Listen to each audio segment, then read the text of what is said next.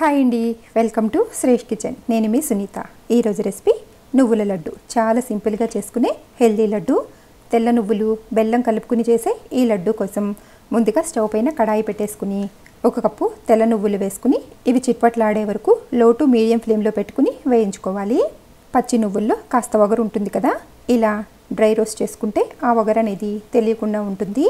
నువ్వుల్లో చాలా health benefits ఉన్నాయండి. Blood షుగర్ని తగ్గిస్తుంది, బ్లడ్ని ప్యూరిఫై చేస్తుంది, ముఖ్యంగా ఎముకలకు మంచి బలాన్ని ఇస్తుంది, పిల్లలకు చాలా మంచిదండి.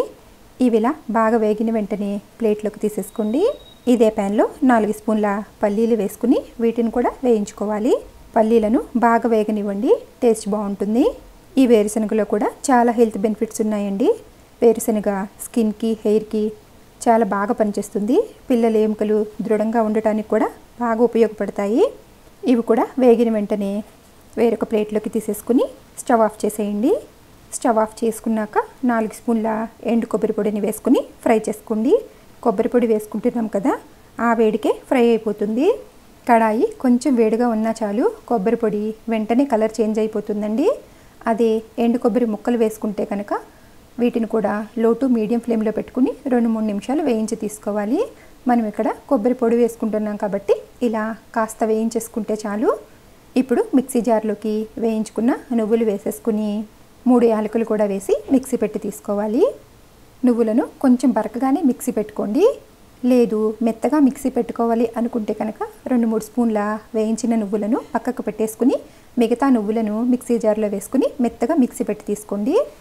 అలా కొద్దిగా మామూలు నువ్వులు వేసుకుంటే కనుక అక్కడక్కడ కనిపిస్తూ చూడటానికి బాగుంటాయి. దీన్ని ఒక గిన్నెలోకి వేసేసుకుని ఇదే మిక్సీ జార్లోకి 3/4 కప్పు వరకు సన్నగా తరిగిన బెల్లాన్ని ఈ మిక్సీ జార్లో వేసేసి మిక్సీ పెట్టి తీసుకోండి. ఇలా మిక్సీ పెట్టేసుకున్న ఈ బెల్లాన్ని కూడా నువ్వుల్లోకి వేసేసుకోండి. వేయించుకున్న ఎండు కొబ్బరి పొడి, మనం వేయించి పెట్టుకున్నాం కదండి, ఆ పల్లీలను పొట్టు తీసేసుకుని రోట్లో వేసి కొంచెం కచ్చపచ్చగా దంచేసి వేసుకోండి. ముక్కలుగా పంటికి తగులుతూ రుచి బాగుంటుంది. వీటన్నింటినీ బాగా కలిపేసుకోవాలి. ఎండు కొబ్బరిలో కూడా చాలా హెల్త్ బెనిఫిట్స్ ఉంటాయండి.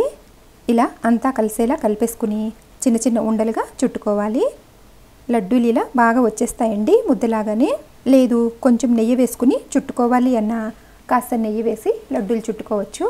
ఇక్కడ కొంచెం నెయ్యి వేసి లడ్డూలు చుడుతున్నాను. మనకు నచ్చిన సైజులో నచ్చిన షేప్లో లడ్డూల్లా చేసుకోవటమే.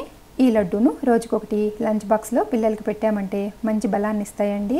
ఇలా రెడీ చేసుకుని ఎయిర్ టైట్ బాక్స్లో పెట్టుకున్నామంటే 10-15 రోజుల వరకు నిల్వ ఉంటాయి. ఈ రెసిపీ నచ్చినట్లయితే లైక్ చేసి షేర్ చేయండి.